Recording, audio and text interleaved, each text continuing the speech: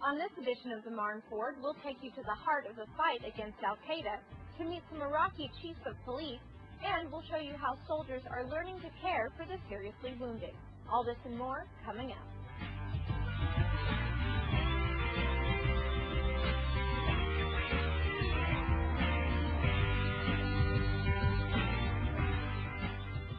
Hello and welcome to this edition of the Marne Forward. I'm Specialist Rebecka Reyes reporting from Baghdad. Here's this week's Marne News Minute. Soldiers from Forward Operating Base Hammer say they've been working harder than ever to capture and remove dangerous weapons caches. On January 25th, scouts from Bravo Troop, 3rd Squadron, 1st Cavalry Regiment uncovered a large cache near the home of a recently captured high-value target in Narwan. The cache, that included rocket-propelled grenades and 5,000 rounds of small arms ammunition, was found buried in a black casket behind the home of the suspect. They called it Operation Iron Boston. Iraqi Army and coalition soldiers from Charlie and Delta companies assigned to 101st Airborne Division air assaulted into the Saeed Abdullah Corridor January 27th. During the operation, the Iraqi Army detained 24 individuals, 5 of whom were hiding in a spider hole. Kiowa helicopters provided close air support during the operation. And that's your Marne News Minute. Since their initial push into southern Baghdad in June, the 2nd Brigade Combat Team has been chasing Al-Qaeda further south. Army Sergeant Jay Townsend takes us into the heart of the fight, where soldiers are moving with both speed and caution. Air assaulting into an insurgent safe haven is extremely dangerous. By moving with speed and from all angles, Al-Qaeda will be forced to fight or surrender. First Lieutenant Derek Anderson is leading the charge. Got 2 platoons air assaulted onto the objective, took over Al-Mizan, and cleared some houses very directly to the west. And then we sat there and waited for our Bradleys to come down. As Al-Qaeda moved south, they placed IEDs along every route to slow down the coalition forces' pursuit. The Bradleys didn't make it all the way down to us, so we continued to clear objective Galil, which was to the west. Tired of being threatened by insurgents, the locals here welcomed U.S. troops by pointing out Al-Qaeda safe houses and buried explosives. The white platoon and the commander were walking over there, and they ran into pretty much as a local national that wanted to help out.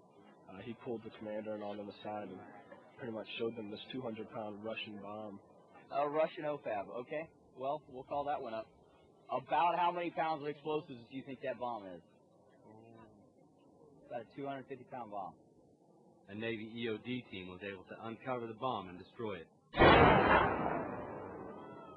It was definitely something big, and I guarantee you Al-Qaeda was trying to use it to try to blow us up or try to get us with it.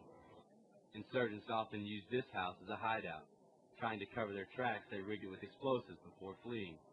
Apache helicopters were called in to destroy it.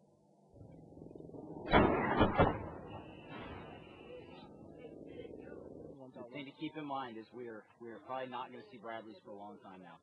With that, we know now it's a 1-lane road, and on that 1 lane they just made IED contact. So it's a recovery mission. The sun is fading away and the daytime heat is going with it. Now it's time to wait out the night and battle the cold. Shoot, it was like, it had to be in the 20s with the wind chill. Ask the guys on the roof, they probably know. Staying overnight in an area like this doesn't allow much time for sleep. Probably like 3 or 4 hours. Like 2 hours. 2 hours, some of the guys. Not a lot of sleep. As the sun shows up, so do the Bradleys, pushing all night to make sure their comrades in the field have what they need to complete their week-long mission. Reporting from southern Baghdad, I'm Army Sergeant Jay Townsend. Go home for a breakfast, huh? As they fight against the enemies of the Iraqi people, coalition forces are taking back villages from the hands of insurgents. Army Private Joseph Labutka has this report on an operation to secure an Iraqi. Since the arrival of 1st Battalion, 15th Infantry Regiment soldiers into southeast Baghdad, there has been a continued push to run off insurgents and Al-Qaeda. Continuing that fight, concerned local citizens and Iraqi National Police with Alpha and Headquarters Company 115 Infantry moved through Zelig, Iraq, securing the area for the local people. The 2-day mission began with concerned local citizens clearing the route for soldiers and National Police. 6 improvised explosive devices were found on day 1, and more the following morning. All were destroyed by explosive ordnance disposal personnel. Staff Sergeant Matthew Jemison, a squad leader of Headquarters Company 115 Infantry, saw the effect of the mission immediately. Based off of just the first day, in fact, the first night, reports were coming in by the local nationals that the majority of the presence of AQI in that area had pushed back and out of the area, basically had fled. Sergeant Jemison says the locals have taken the area back, now that coalition forces have helped push out insurgents. To hold the ground that was gained through the operation, concerned local citizen checkpoints were set up along the cleared routes. Alpha Company Commander Captain William Clark feels the operation in Zelig will improve security for the village, like others in his area of operation.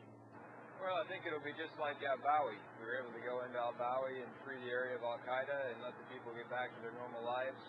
And at the same time, the concerned citizens have been able to maintain security. We've tried to increase that on the eastern side of Salman Pak, and so far it's working, and we think it'll work in northeast Salman Pak too. It was a long, tough mission, but both U.S. and Iraqi forces know that the long-term results will be positive.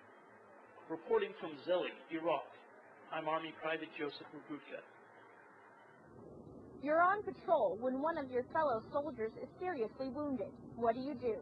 The soldiers of Charlie Company, 26th Brigade Support Battalion, know how to respond, and I'll show you why in this report.